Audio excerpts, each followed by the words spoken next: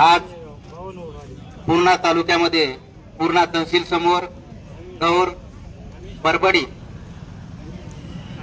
आडगाव अशा 3 गावच्या शेतकरी या ठिकाणी उपोषणाला बसलेले आहेत। माझा आवाज जिथपर्यंत जातोय मला त्या सगळ्या शेतकऱ्याला सांगायचंय की आज या 3 गावच्या शेतकऱ्यावर ही वेळ आलेली आहे। उद्या तुमच्या आमच्यापर्यंत यायला ही वेळ लागणार नाही, कारण शासन प्रत्येक वेळेस प्रत्येक ठिकाणी वेगवेगळे प्रोजेक्ट टाकून वेगवेगळे कामधंदे, काय MIDCच्या नावाने जमीन असेल, आणखी काय असेल, आपल्या जवळपास सगळ्याच्या 80-90% शेतकऱ्याच्या जमिनी याच्यामध्ये जाणारच।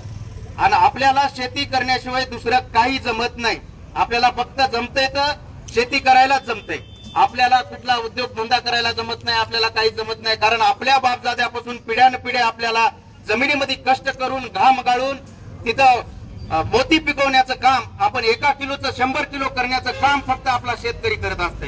कारण आपल्या तालुक्यामधून शक्तीपीठ जात आहे, आपल्या तालुक्यामधून समृद्धी जात आहे, ज्या रस्त्याची आपल्याला अजिबात गरज नसताना, या रेल्वे ट्रॅकचा सुद्धा आपल्याला बायपासचा अजिबात गरज नसताना, माझं तर सरळ शासनावर आरोप आहे किंवा राजकीय नेते जे असतील, आपल्या जिल्ह्यातले मोठे नेते असतील, त्याच्यावर देखील आरोप आहे की त्यांना आपल्या पूर्णेचं महत्व कमी करायचं आहे। आपण प्रत्येक वेळेस पाहतो पूर्णेला कुठलाही प्रोजेक्ट आला किंवा कुठलाही काही जुना प्रोजेक्ट असेल, ते प्रोजेक्ट इथून उचलून दुसऱ्या जिल्ह्यात नेण्याचं काम केलं जाते।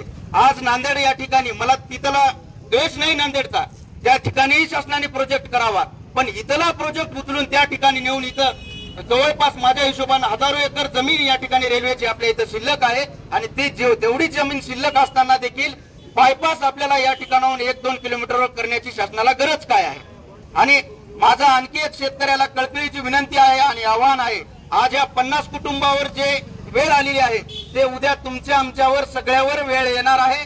तरी या शेतकऱ्याला आश्वस्त करतो या ठिकाणी की ज्या ठिकाणी माझी गरज लागेल, ज्या ठिकाणी कुठेही उभं राहण्याची माझी गरज लागेल, त्या ठिकाणी मला अवश्य बोलवा, त्या ठिकाणी तुमच्या पाठीमागे न राहता तुमच्या समोर राहील, एवढी या ठिकाणी ग्वाही देतो। जय हिंद, जय महाराष्ट्र।